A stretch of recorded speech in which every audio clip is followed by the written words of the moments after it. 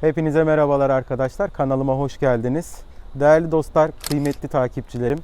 Bugün size hepinizin bildiği harika bir arabanın tanıtımını yapacağım. Zaten tanıyorsunuz kendisini. Renault Megane 3'ün sedanı, Fluence. Gelin şimdi detaylara bakalım. Arkadaşlar, videonun girişinde fark ettiyseniz Megane 3 sedan dedim. Niye Megane 3 sedan? Biliyorsunuz Megane 2'den sonra, yani Megane 2'de hem sedan hem hatchback versiyonu vardı. Renault mühendisleri Megane 3'ü direkt hatchback olarak yoğunlaştılar. Dolayısıyla yeni bir algıyla Fluence'i çıkarttılar. 2012 ile 2016 yılları arasında üretimi yapıldı bu arabanın. Birçok paketi var. Touch, Icon, Authentic vesaire, Extreme gibi. Tabi makyajlı kasasından sonra bu makyajlı hali, makyajlı kasasından sonra isimleri değişti. Şimdi aracımız Megane, düzeltiyorum, Fluence'i birçok çeken arkadaşlarımız, tanıtan arkadaşlarımız oldu. Ben şimdi niye çekiyorum biliyor musunuz? Bu araba 2015-2016 model, 122.000 kilometrede. İşte görün yani bu tarz 2016 model Fluence Icon paket aracımız, yine dediğim gibi 122.000 kilometrede neyle karşılaşabilirsiniz? Ben bunu göstermek istedim. Bakın, motoru gayet temiz. Zaten DCI 110 Renault'un 1.5'lik 240 Nm tork basan böyle kitap gibi motoru. Kaldı ki şu an A serisinde, C serisinde, hatta bazı E serisinde bile bu motor bazı yazılımsal veya upgrade'lerle onların bile kullandığı, Nissan'ın, Dacia'nın kullandığı efsanevi bir motor. Güzel bir motor. Kendini kanıtlamış. Zaten EDC 6 ileriyle gayet uyumlu çalışıyor. Yakıt tüketimi hiç söylenecek kadar bile değil. İşte uzun yolda belki 4.4, 4.7, hatta 3.7 bile yaktıran var bu arabaya. Evet arkadaşlar, aracımız dediğim gibi Icon paket. Fakat bu Icon diğer ikonlar gibi değil. Bildiğiniz gibi bazı 2015 ikonlarda önde park sensörü var. İşte Bizonon farlara sahip. Burada far yıkayıcıları bulunmakta. Fakat bu aracımızda bu yok. Niye yok? Bu araba 2016 modellerde bildiğiniz gibi Renault Fluence'de neye geçti? Yine anahtarsız giriş çıkış özelliğine sahip arkadaşlar. İşte elektrikli park frenimiz yok mesela. Burada gördüğünüz gibi manuel park frenim, el frenimiz bulunmakta. Aracın bakın deformasyonu yok. 122.000 kilometrede gayet temiz, gayet güzel, diri duruyor yani. Şimdi Fluence algısı insanlarda, işte mesela şuradaki piyano bilek arkadaşlar, görüyor musunuz? Hiç yıpranma yok. Tabi bu kullanımla da alakalı bir şey. İşte otomatik kararan dikiz aynası burada. Gördüğünüz üzere otomatik kararan dikiz aynası bulunmakta bu aracın. Hız sabitleyici, hız sınırlayıcısı bulunmakta. İşte kendiliğinden yanan farlara bulunmakta. Şu grupta gördüğünüz gibi TCS, yani patinaj kontrol sistemi, ESP gibi özelliklerinin var olduğunu görüyoruz zaten. Arkadaşlar mesela Megane 3'lerde, özellikle bej rengi olanlarda, hatta Megane 2'lerde bile biliyorsunuz kronik olan buradaki soyulmalar vardı. Bakın bu arabada çok yok.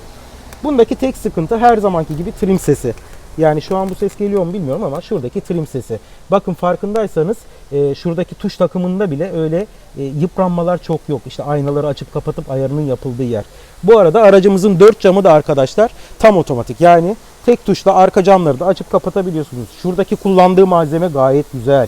Yani böyle bu tarz bir arabada, ya bilmiyorum, benim hoşuma gidiyor. Bu ulaşılabilir bir araba arkadaşlar. Tutup da tabii ki bu, şimdi ben bunu bir A4 ile, düzeltiyorum, bir A3 ile kıyaslayacak değilim. Ama mesela şuradaki krom detay bence gayet şık durmuş, havalı durmuş. Evet, şunun içinin kaplamalı olmasını isterdim mesela. Bakın şurada kaplama yok. İçine koyduğum malzeme tıkır tıkır ses yapabilir. Veya işte ses sisteminin bir tık daha iyi olmasını isterdim. Ama bu arabanın amacı zaten ne? Bizleri A noktasından B noktasına götürürken belirli standartlarda, belirli güvenlik standartlarında götürmek. Bakın şimdi neyi göstereceğim? Yani şuradaki gördüğünüz şu gördüğünüz fitil bile şu anki C sınıfı, hatta bazı D sınıfı araçlarda yoktur bile. Ama bakın ne kadar güzel. Atıyorum şuradaki kilit mekanizması. Bakın bunu bile krom yapmış adam. Niye? Burada bir kalite algısı oluşsun diye. Ya bunlar güzel detaylar. İşte ki şuradaki krom kaplaması. Aracımızın gri olmasından kaynaklanan film camları nasıl havalı, güzel durmuş arabada.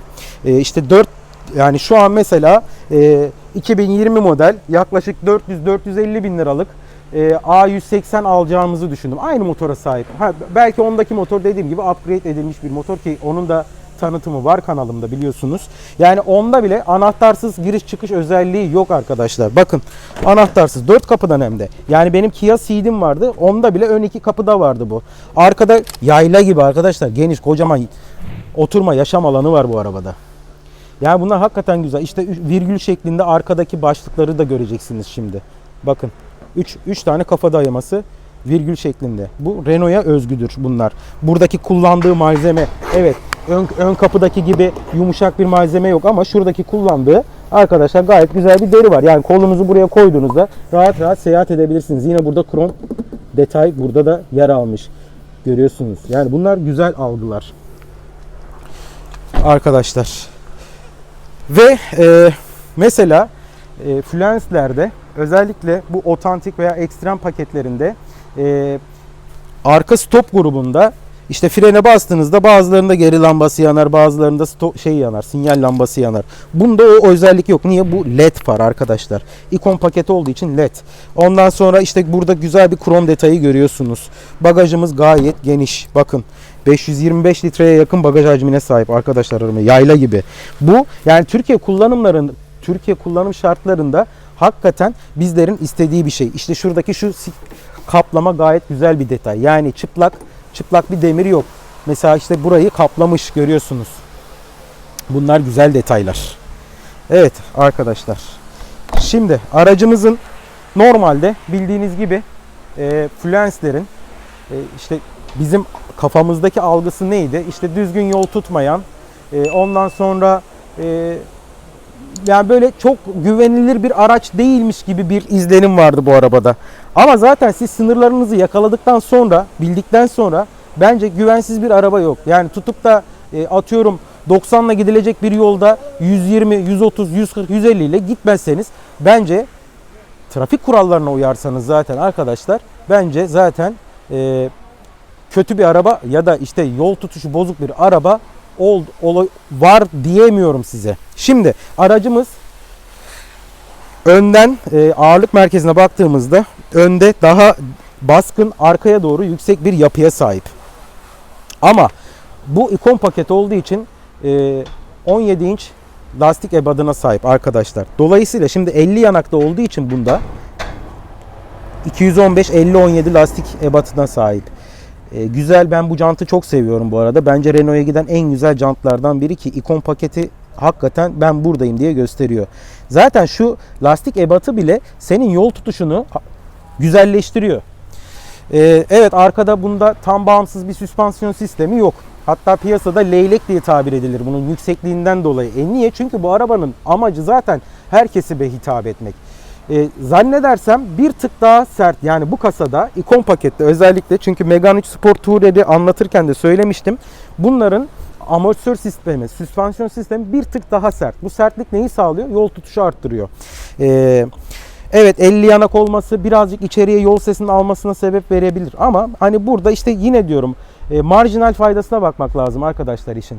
Yani siz konfor mu istiyorsunuz, yol tutuşu mu istiyorsunuz? Ona göre lastik ebadıyla kendinize bir uyum, denklik sağlayabilirsiniz. Arkadaşlar başka bununla ilgili söyleyeceğim ne var? Yani şöyle söyleyeyim. Yine diyorum, aslında orada belki kafanızı şaşırtmış olabilirim.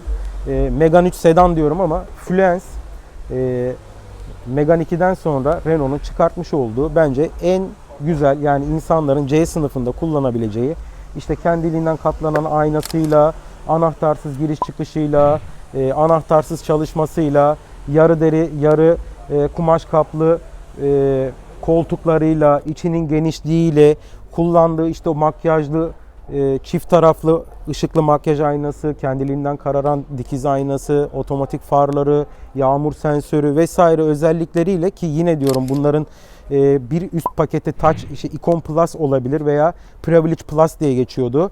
Onlarda işte Bi-Xenon farlar, ön fark sensörleri, işte arkamsız ses sistemi, navigasyonu vesairesi hakikaten dolu dolu bir arabaydı arkadaşlar. Ki bu da öyle. Bakmayın şimdi elektrikli park freni vesairesi yok ama gayet güzel, bence alınabilecek, Türkiye şartlarında özellikle ikinci elin, hatta sıfır araçların kur farkından dolayı zıpladığı, uçtuğu şu dönemde alınabilecek en güzel arabalardan biri diye düşünüyorum. Kaldı ki şu aracımız hatasız, boyasız, 2016 model, 122.000 kilometrede, 168.000 lira. Evet arkadaşlar, videomu sonlandırıyorum. Lütfen kanalıma abone olmayı, videolarımı beğenmeyi, paylaşmayı unutmayın. Evet, içeriklerimiz hem yemek hem araba. İnşallah Şu pandemi sürecimiz bittikten sonra sizlere daha güzel detaylarla da geleceğim. Arkadaşlar, bunun haricinde bana bu aracı çekmeme faydası olan sevgili Not Alıyorum kanalı Özcan Yüce'ye, aynı zamanda Eroğlu Otomotiv'e her zamanki gibi çok teşekkürlerimi sunuyorum. Bu araca ulaşmak istiyorsanız sahibinden.com'da Eroğlu Otomotiv diye aratıp Burak Eroğlu veya Ceyhun Eroğlu'ndan araba hakkında detaylı bilgileri alabilirsiniz. Kendinize iyi bakın. Görüşmek üzere.